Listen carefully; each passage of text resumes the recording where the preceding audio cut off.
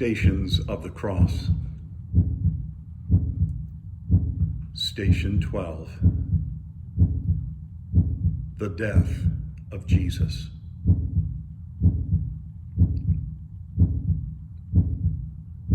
It was now about noon, and darkness came over the whole land until 3 in the afternoon, while the sun's light failed. And the curtain of the temple was torn in two. Then Jesus, crying with a loud voice, said, "Father, into your hands I commend my spirit." Having said this, he breathed his last.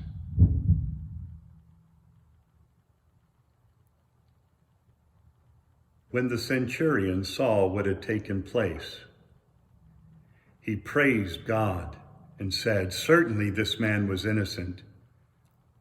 And when all the crowds who had gathered there for this spectacle saw what had taken place, they returned home, beating their breasts. But all his acquaintances, including the women who had followed him from Galilee, stood at a distance watching these things.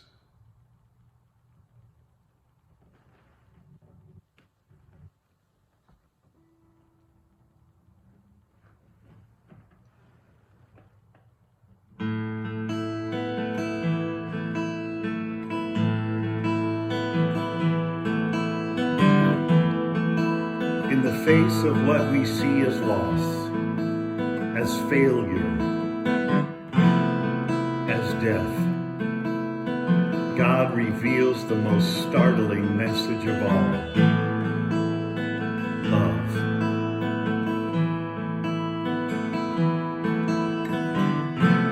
Love hanging on a cross, draped in sin that was not his own. Righteousness awash in redemptive blood, a gift freely given, an outpouring of immeasurable grace. The cross draws us in, compels us to look more deeply, to see beyond the forces of darkness at work in the world, to that space where God's compassionate love for all creation is illuminated. In the darkness of our own brokenness, in our own grief and deep despair, in our time of separation, in the midst of our own anxiety, yes, there is a ray of hope, of light, like a day awakening to the crack of dawn. And so we see in the death of Jesus, not the final chapter, not the end of the story, but a deep love that casts out fear. For we know for sure that as we were told at his birth,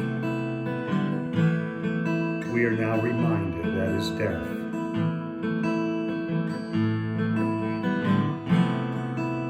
that in all our humanity,